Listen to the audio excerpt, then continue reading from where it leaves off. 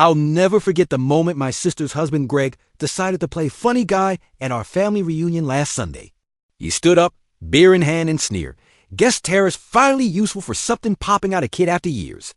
Of failing, the backyard went dead silent. Tara's face crumpled. What happened next was a wildfire of betrayal, rage, and a jaw-dropping secret that tore our family apart. I'm Nate, 34, and my sister Tara, 30, has been married to Greg, 36, for 8 years. They live in a cozy suburb outside Raleigh, North Carolina.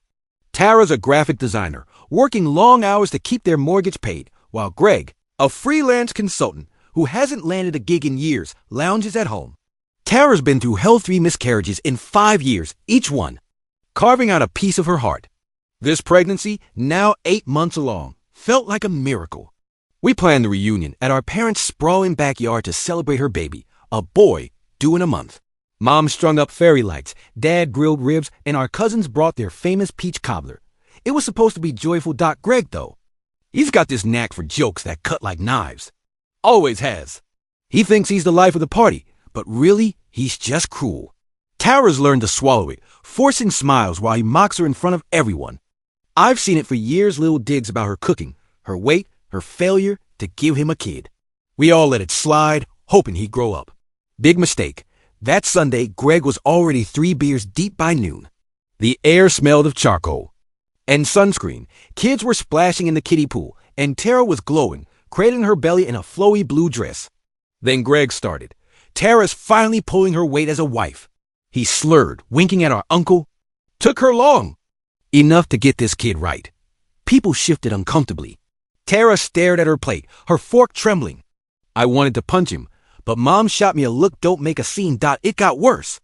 Greg, emboldened by the silence, leaned back in his lawn chair. Bet she's just happy to keep me around. I mean, who else would deal with her track record? My cousin Lila choked on her lemonade. Tara's eyes welled up, but she stayed quiet, like always.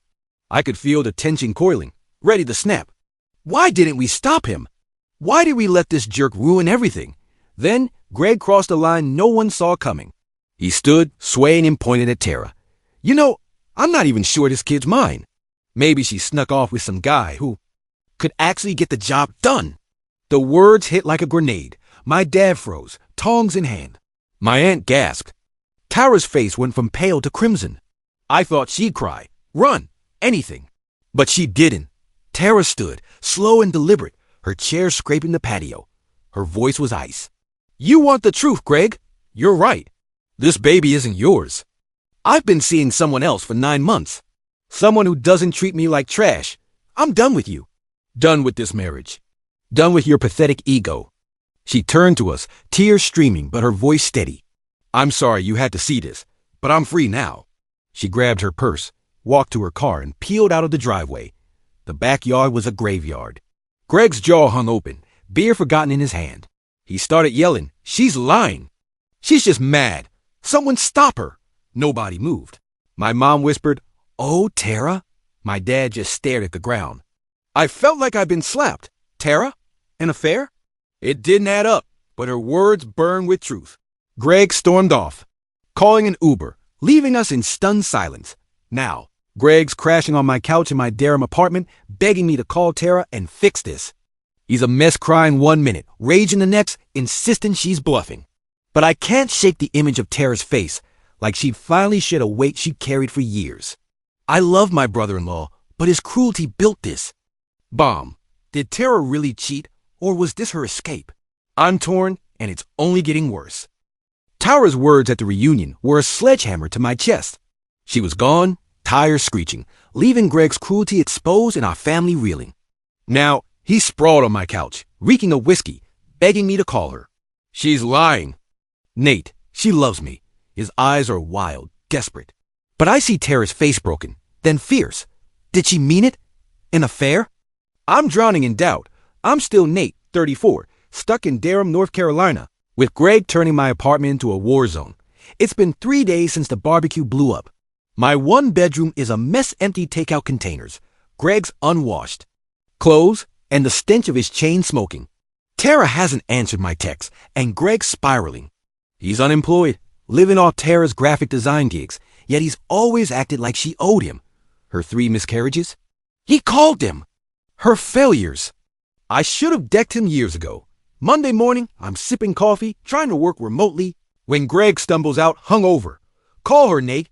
Tell her I'm sorry. His voice cracks, but it's not remorse, it's panic. I snap. You humiliated her in front of everyone. Greg, you think sorry fixes that? He glares, then slumps, muttering, she's bluffing. No way she cheated. I want to believe him, but Tara's voice at the reunion was steel. She meant every word. I text our cousin Lila for advice. She's blunt. Tara's been miserable. For years, Greg's a bully. Let her go. I stare at my phone, gut twisting. Lila's right, but Greg's my sister's husband. Family, right? I call Tara's sister Jenna, in Raleigh. She picks up, voice cold. Kara's safe. She doesn't. Want to talk. Greg's been texting her nonstop nasty stuff. I beg for details. Jenna hesitates, then spills. He's threatening to sue for the baby. Says it's his, no matter what. My blood runs cold. He's delusional. That night, Greg's pacing my living room, ranting. She can't take my kid. I'll drag her. To court. I try reasoning. Greg, she said the baby's not yours. You need to chill. He explodes. You're on her side too. My own brother-in-law. He grabs a lamp, smashes it against the wall. Shards fly. I'm frozen, heart pounding. Get out, I yell. He storms off, slamming the door. My neighbor bangs on the wall. Great Tuesday. I'm at work, barely focusing when my phone buzzes. It's Jenna, frantic. Nate, Greg showed. Up at my house. He was banging on the door, screaming for Tara. My stomach drops. Tara's staying with Jenna, hiding from Greg. He scared my kids, Jenna says, voice shaking. I called the cops, but he was gone before they got here. I'm furious. Greg's losing it, and I'm caught in the middle. Why didn't? I see how bad he was. I track Greg down at a dive bar in Durham's warehouse district. The place stinks of stale beer and regret. He's slumped at the counter, nursing a bourbon. Nate, he slurs, I love her. I messed up. His eyes are red, but it's self-pity, not guilt. I grab his arm. You're scaring her, Greg. Stop this. He laughs bitter. She's the one who cheated. I'm the victim. I want to shake him. Victim? After years of tearing Tara down, then a bombshell. My phone pings a text from Tara. Nate, meet me tomorrow. Coffee shop on Main. 2 p.m. Don't tell Greg. My heart races. Is she okay? Is the baby okay? I glance at Greg, oblivious, ranting. To the bartender about his kid. I don't tell him about Tara's text. Something's shifting. I'm done enabling him. But what does Tara want? Is she really done? Or is there more to this? I barely sleep that night, replaying the reunion. Tara's pain, Greg's cruelty, my own silence. I should have stood up for her. Now, Greg's crashing my life and Tara's. Hiding. I'm torn between loyalty to family and the truth screaming in my face. Greg's toxic. Tomorrow's meeting with Tara could change everything. But what if Greg finds out? What if he snaps completely? I'm terrified of what's next. Tara's text burned a hole in my phone. Meet her? Without Greg knowing? My gut screamed trouble, but I was done playing peacemaker for a guy who'd spent years grinding my sister into dust. Greg's passed out on my couch, snoring like a chainsaw. Oblivious to the storm he's unleashed. Tara's got a plan, and I'm betting it's a doozy. Buckle up, this is about to get wild. It's Wednesday, and I'm sneaking out of my Durham apartment like a teenager dodging curfew. Greg still. Crashed. Empty whiskey bottle on the floor. I'm Nate, 34, and my life's become a soap opera starring my sister Tara, 30, and her train wreck husband, Greg, 36. The reunion disaster's still fresh. Greg's vicious jokes about Tara's pregnancy, her bombshell about an affair, and her peeling out of our parents' backyard. Now, I'm headed to a coffee shop on Main Street, heart pounding. What does Tara want? The coffee shop smells of burnt espresso and hipster dreams. Tara's in the corner, looking like she hasn't slept in days, dark circles, hair in a messy bun, but her eyes are sharp, defiant. She's 8 months pregnant, glowing despite the chaos. Nate, she whispers, hugging me. Thanks for coming. I'm nervous. Greg can't know, she says, voice low. He's unhinged. No kidding, sis. The guy's a walking red flag. She slides her phone across the table, showing me Greg's text. You'll regret this, Tara. That kid's mine. I'll find you. My blood boils. He's threatening her. After everything? He showed up at Jenna's, she says, voice shaking. Screaming in the street. My nephew was terrified. I'm seeing red. Greg's not just a jerk, he's dangerous. I'm done, Nate, Tara says. I've been seeing someone. The baby's his. I'm leaving Greg for good. My jaw drops. She wasn't bluffing. Her new guy, Mark, is a coworker, a quiet IT. Guy who listened when Greg only mocked. He's kind, Tara says, eyes softening. He's excited about the baby.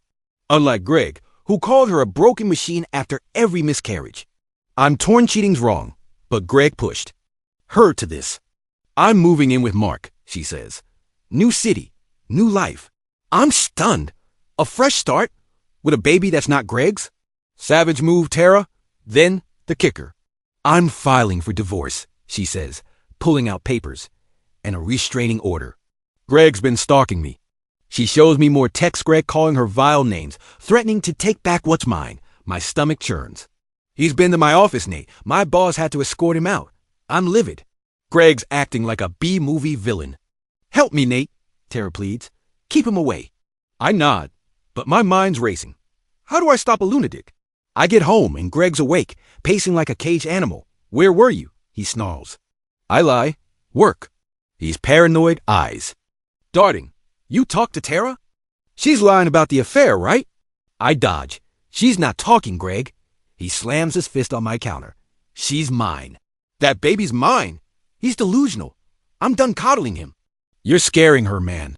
Back off. He laughs bitter. She's playing you all. I'll prove it. That night, I'm scrolling X and my heart stops. A post from a local bar's page. Anyone know this guy?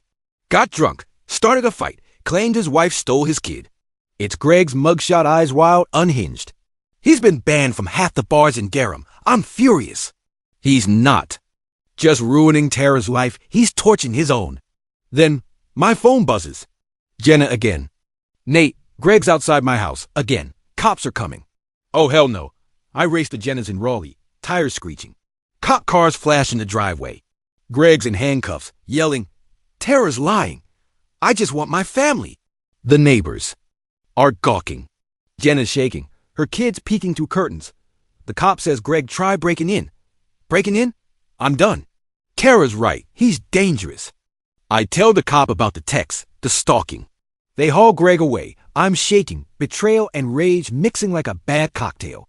Tara's secret's out, but Greg's insanity's just beginning. What's he gonna do next? Greg's arrest at Jenna's house was a gut punch, but it's nothing compared to the chaos he's unleashed now. He's out on bail, crashing at a seedy Raleigh motel, and I'm stuck cleaning up his mess.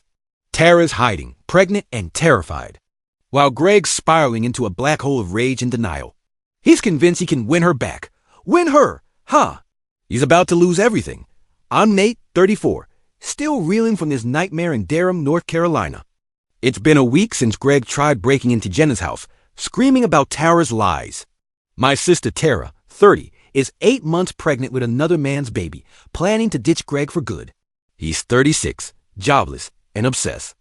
Blowing up my phone with manic voicemails. Nate, talk to her. She's confused. Confused? She's crystal clear you're a monster, Greg. I'm at work, trying to focus, when my boss pulls me aside. Nate, some guy's been calling the office, asking for you. Sounds unhinged. My heart sinks. Greg. I check my phone, 10 missed calls. Texts ranting about Tara, stealing his life. I'm pissed. He's dragging me into his madness. I call him, voice tight. Stop calling my work, Greg. He laughs, slurred. Your family, Nate. Help me find her. I hang up. He's lost it. Tara texts me, cryptic. Nate, I'm safe, but Greg's tracking me. Don't tell him anything. Tracking her? My skin crawls. I meet Jenna at a diner, her face pale. He's been following Tara's coworkers, she says. Showed up at her office, pretending to be her brother. What the hell? Tara's boss banned him, but Greg's relentless. Jenna shows me. Blurry photo Greg lurking outside Tara's workplace. I'm sick. He's a stalker now. That night, I'm home, exhausted when my doorbell rings. It's Greg, eyes bloodshot, reeking of cheap vodka. I know she's with that guy, Nate. He yells, shoving past me. My apartment's a war zone against beer cans, cigarette butts. You're helping her hide, he accuses. I snap. You're scaring everyone. She's done with you. He grabs my shirt, wild. I'll find her, Nate. That baby's mine. I shove him out, lock the door. My heart's racing. He's dangerous. Next day, I'm at the police station, filing a report with Jenna. The cops? Grim. He's violated his bail conditions already. We're issuing a warrant. I'm relieved but terrified. What if he finds Tara? I call her, voice shaking. Tara, he's stalking you. Stay hidden. She's calm. Too calm. I'm ready, Nate. I've got a plan. A plan? My mind spins. Is she baiting him? Fighting back? I'm scared for her. Then, the bomb drops. I'm grabbing coffee when my phone blows up texts from cousins, aunts, even mom. Check X. I open the app, and my blood freezes. A local news post. Man arrested for vandalism at Raleigh Office Park. It's Greg. He spray-painted Tara as a liar across Tara's workplace windows last night. Caught on camera, drunk, screaming her name. I'm horrified. He's unhinged. My coworkers are whispering. My phone's buzzing. Everyone knows now. I rush to Mom and Dad's, where they're glued to the news. Mom's crying. How did we miss this, Nate? He's family. Dad's furious. He's a disgrace. I'm torn. Greg's been my brother-in-law for years, but he's torching everything. I call Tara, begging for answers. I'm safe, she says, voice steel. Mark and I are leaving town. Don't worry. Leaving? My heart aches. She's escaping, but I'm losing her. Back home, I find a note slipped under my door. Greg's scrawl. You betrayed me, Nate. I'll make her see the truth. My hands shake. He's not just after Tara, he's blaming me. I call the cops, show them the note. They're on alert, but Greg's vanished. My phone pings Tara. Again. He's close, Nate. I can feel it. Close? My stomach drops. What's he planning? This isn't over. It's about to explode. Greg's note under my door was a warning shot, but I never saw this coming. He's gone full psycho, hunting Tara like she's prey, and now he's pulled a stunt so insane it's got my head spinning. Tara's hiding, 8 months pregnant, ready to bolt with her new guy, Mark, but a bombshell just dropped that changes everything. Greg's not the only one with secrets. Holy hell, this is nuts. I'm Nate, 34, in Durham, North Carolina, drowning in this nightmare. It's been 10 days since Greg vandalized Tara's office, spray-painting his delusional rants. My sister Tara, 30, is dodging her unhinged husband, Greg, 36, who's convinced her baby's his. He's out on bail again, hiding God knows where. And I'm paranoid he's watching me. My apartment feels like a prison. Every creak makes me jump. Is he outside? Waiting? Monday morning, I'm at work, bleary-eyed when my phone buzzes. It's Mom, hysterical. Nate, turn on the news. I fumble with my laptop, heart pounding, and there's Greg on live TV outside Tara's office holding a megaphone. Tara, I love you. Come back. He's sobbing, waving a sonogram photo, claiming it's his baby. The news anchor calls it a heartbreaking plea. Heartbreaking? Try terrifying. Cops swarm. Cuff him again. My coworkers stare. I'm mortified. I call Tara, panicking. Did you see Greg on TV? He's lost it. Her voice is steady but strained. I saw. I'm safe, Nate. Mark's with me. She's in a safe house, she says, but won't tell me where. He's desperate, she warns. Don't trust him. Desperate. He's a walking disaster. I'm furious at Greg, at myself for ever defending him. Why didn't I cut him off sooner? That night, I'm home, scrolling X, when a post stops me cold. A blurry video from a gas station near Raleigh. Greg buying duct tape and rope. The caption, anyone know this guy? Acting sketchy. My stomach lurches. Duct tape? Rope? I call the cops. Send the video. They're on it, but Greg's a ghost. I text Tara. He's planning something bad. Stay hidden. No reply. I'm freaking out. Is she okay? Tuesday, I meet Jenna at a park, away from prying eyes. She's shaking, clutching her phone. Nate, Greg called my kid's school, pretending to be their dad. He wanted their schedule. My blood runs cold. He's targeting Tara's nephew and niece? To what? Lure her out. I got a restraining order, Jenna says. But he's not stopping. I'm livid. Greg's not just a bully, he's a predator. I'm done protecting him.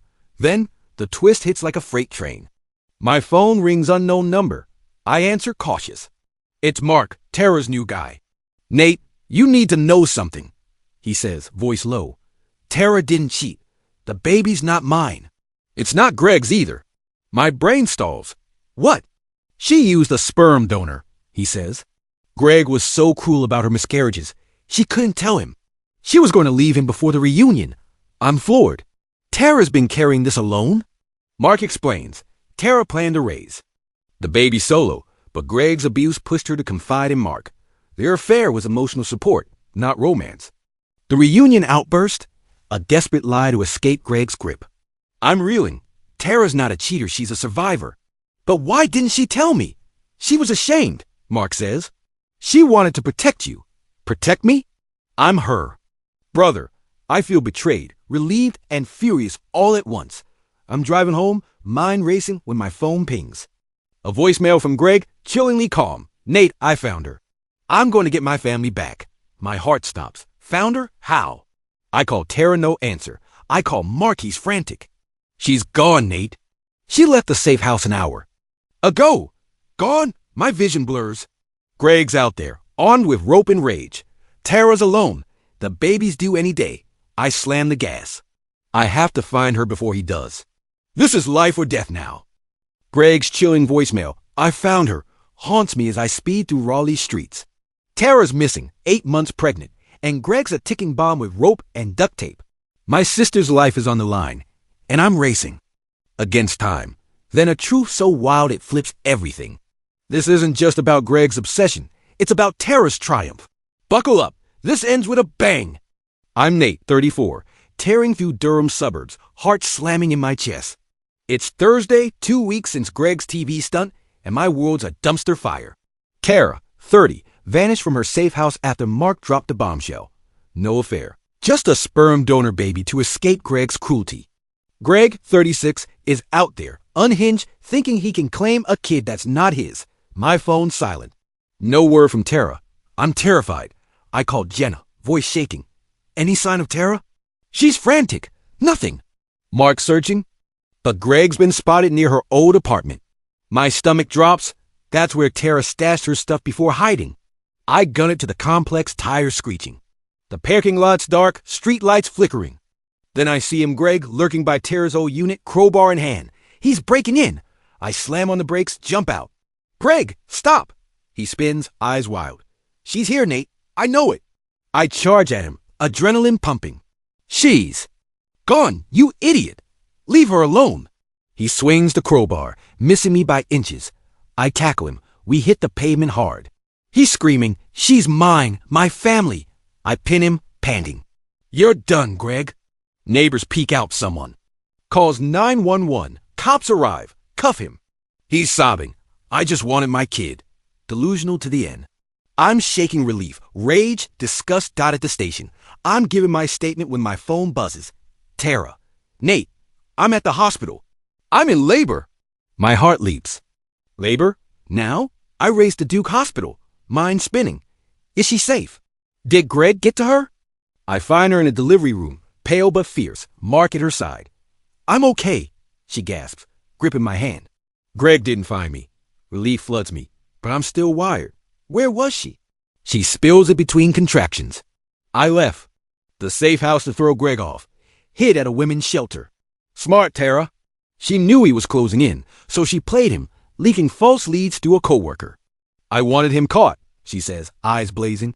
He's not touching my son. Her son. I'm in awe. She's not just escaping, she's outsmarting him. Then a nurse rushes in. It's time. Tara's whisked to delivery. Hours later, I'm holding my nephew, Liam, a perfect bundle with Tara's eyes. She's exhausted, but glowing.